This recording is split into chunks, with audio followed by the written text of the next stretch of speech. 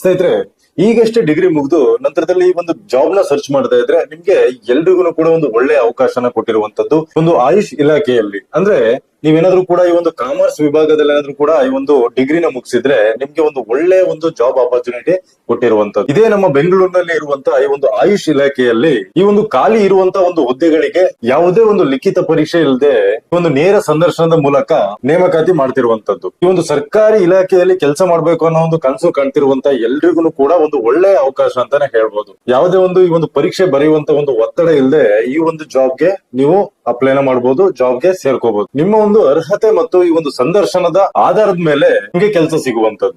Okay ಸ್ನೇಹಿತರೆ, ಇದ್ರ ಬಗ್ಗೆ ನಾನು ಕಂಪ್ಲೀಟ್ ಡೀಟೇಲ್ಸ್ ಹೇಳ್ತಾ ಹೋಗ್ತೀನಿ. ಏನೆಲ್ಲ ಒಂದು ಡಾಕ್ಯುಮೆಂಟ್ಸ್ ಬೇಕಾಗುತ್ತೆ, ಏನೆಲ್ಲ ಒಂದು ಅರ್ಹತೆಗಳು ಬೇಕಾಗುತ್ತೆ, ಇದ್ರ ಬಗ್ಗೆ ನಾನು ಕಂಪ್ಲೀಟ್ ಡೀಟೇಲ್ಸ್ ಹೇಳ್ತಾ ಹೋಗ್ತೀನಿ. ನೀವು ಈ ಒಂದು ವಿಡಿಯೋನ ಕೊನೆ ತನಕ ನೋಡ್ಬೇಕಾಗುತ್ತೆ. ಹಾಗೆ ನಮ್ಮ ಒಂದು ಚಾನಲ್ಗೆ ಸಬ್ಸ್ಕ್ರೈಬ್ ಕೂಡ ಮಾಡಿ ಅಂತ ನಾನು ಹೇಳೋದಕ್ಕೆ ಇಷ್ಟಪಡ್ತೀನಿ ಸ್ನೇಹಿತರೆ.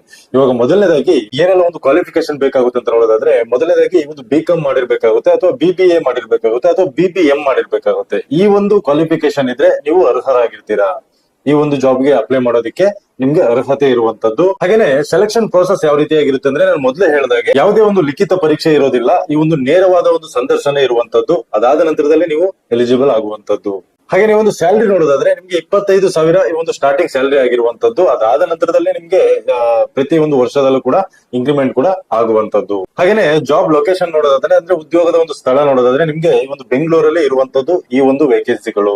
ಅದೇ ರೀತಿಯಾಗಿ ಒಂದು ಸಂದರ್ಶನದ ಒಂದು ಸ್ಥಳ ಯಾವುದು ಅಂತ ನೋಡೋದಾದ್ರೆ, ನಿಮ್ಗೆ ಒಂದು ಆಯುಷ್ ನಿರ್ದೇಶನಾಲಯ, ಧನ್ವಂತರಿ ರಸ್ತೆ, ಬೆಂಗಳೂರು 1ನೇ ಮಾಡಿ ಆಡಿಟೋರಿಯಂ ನಲ್ಲಿ ಈ ಒಂದು ಸ್ಥಳ ಇರುವಂತದ್ದು, ವೆನ್ಯೂ ಇರುವಂತದ್ದು. ಅಲ್ಲಿ ನೀವು 10 ಗಂಟೆಗೆ ಇರ್ಬೇಕಾಗುತ್ತೆ. ಬೆಳಿಗ್ಗೆ ಒಂದು ಹಾಫ್ ಅನ್ ಅವರ್ ಮುಂಚೆನೆ ಅಲ್ಲಿ ನೀವು ಇರ್ಬೇಕಾಗುತ್ತೆ. ಆ ಒಂದು ಸ್ಥಳದಲ್ಲಿ ನೀವು ಇರ್ಬೇಕಾಗುತ್ತೆ. ಅದೇ ರೀತಿಯಾಗಿ ಏನೆಲ್ಲ ಒಂದು ಡಾಕ್ಯುಮೆಂಟ್ಸ್ ತಗೋಬೇಕಾಗುತ್ತೆ ಅಂತ ನೋಡೋದಾದ್ರೆ, ಮೊದಲನೇದಾಗಿ SSLC PUC ಪದವಿ ಅಂಕಪಟ್ಟಿಗಳ ಅಸಲಿ ಪ್ರತಿಗಳು ಬೇಕಾಗುತ್ತೆ. ಅಂದ್ರೆ ನೀವು ಈ ಒಂದು SSLC ಮಾಡಿರುವಂತದ್ದು, PUC ಮಾಡಿರುವಂತದ್ದು, ಒಂದು ಮಾರ್ಕ್ಸ್ ಕಾರ್ಡ್ ಕೂಡ ಬೇಕಾಗುವಂತದ್ದು, ಅದನ್ನ ನೀವು ತಗೊಂಡು ಹೋಗ್ಬೇಕಾಗುತ್ತೆ. ನಂತರ ಆಧಾರ್ ಕಾರ್ಡ್ ಬೇಕಾಗುವಂತದ್ದು. ಅದೇ ರೀತಿಯಾಗಿ ನಿಮ್ಮ ಒಂದು ಪಾಸ್ಪೋರ್ಟ್ ಸೈಜ್ ನ ಫೋಟೋಗಳು ಕೂಡ ಬೇಕಾಗುವಂತದ್ದು. ಇಷ್ಟನ್ನು ನೀವು ತಗೊಂಡು ಹೋಗ್ಬೇಕಾಗುತ್ತೆ. ಅದೇ ರೀತಿಯಾಗಿ ನೀವು ಏನ್ ಪದವಿನ ಮಾಡಿದೀರಾ ಅದರ ಒಂದು ಮಾರ್ಕ್ ಶೀಟ್ ನ ಒಂದು ಜೆರಾಕ್ಸ್ ಕೂಡ ನೀವು ತಗೊಂಡು ಹೋಗ್ಬೇಕಾಗುತ್ತೆ.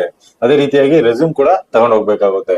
ಯಾರಿಗೆ ಹೆಚ್ಚು ಅವಕಾಶ ಸಿಗುವಂತದ್ದು ಅಂತ ನೋಡೋದಾದ್ರೆ, ಈ ಒಂದು ಕಂಪ್ಯೂಟರ್ ಜ್ಞಾನ ಯಾರಿಗೆಲ್ಲ ಇರುತ್ತೆ ಅಂತವ್ರಿಗೆ ಒಂದು ಮೊದಲ ಒಂದು ಆದ್ಯತೆನ ಕೊಟ್ಟಿರುವಂತದ್ದು. ಅಂದ್ರೆ ಕಂಪ್ಯೂಟರ್ ಬಗ್ಗೆ ನಾಲೆಡ್ಜ್ ಇದ್ರೆ ಅಂತವ್ರಿಗೆ ಒಂದು ಮೊದಲ ಆದ್ಯತೆನ ಕೊಟ್ಟಿರುವಂತದ್ದು. ಓಕೆ ಸ್ನೇಹಿತರೆ, ಈ ಒಂದು ಡಿಗ್ರಿ ಪಾಸ್ ಆದವರು ಇದಕ್ಕೆ ಅರ್ಜಿನ ಹಾಕ್ಬಹುದು. ಅದೇ ರೀತಿ ಇದಕ್ಕೆ ಅಪ್ಲೈನ ಮಾಡಬಹುದು. ಹಾಗೇನೆ ನೇರ ಒಂದು ಸಂದರ್ಶನ ಇರುವಂತದ್ದು. ಯಾವುದೇ ರೀತಿಯಾದ ಪರೀಕ್ಷೆಯ ಒಂದು ಒತ್ತಡ ಇರೋದಿಲ್ಲ. ಹಾಗೇನೆ ಒಂದು ಬೆಂಗಳೂರಲ್ಲಿ ಯಾರೆಲ್ಲ ಇದ್ದೀರಾ ಅಂತವ್ರಿಗೆ ಒಂದು ಒಳ್ಳೆ ಅವಕಾಶ ಅಂತಾನೆ ಹೇಳ್ಬೋದು. ಯಾಕಂತಂದ್ರೆ ಬೆಂಗಳೂರಲ್ಲಿ ನಿಮ್ಗೆ ಈ ಒಂದು ಜಾಬ್ ಸಿಗೋದ್ರಿಂದ ನಿಮ್ಗೆ ಒಳ್ಳೆ ಒಂದು ಅವಕಾಶ ಅಂತಾನೆ ಹೇಳ್ಬೋದು.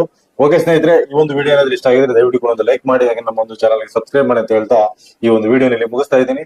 ಮುಂದಿನ ವಿಡಿಯೋದಲ್ಲಿ ಮತ್ತೆ ಸಿಗ್ತೀನಿ. ಧನ್ಯವಾದ ಸ್ನೇಹಿತರೆ.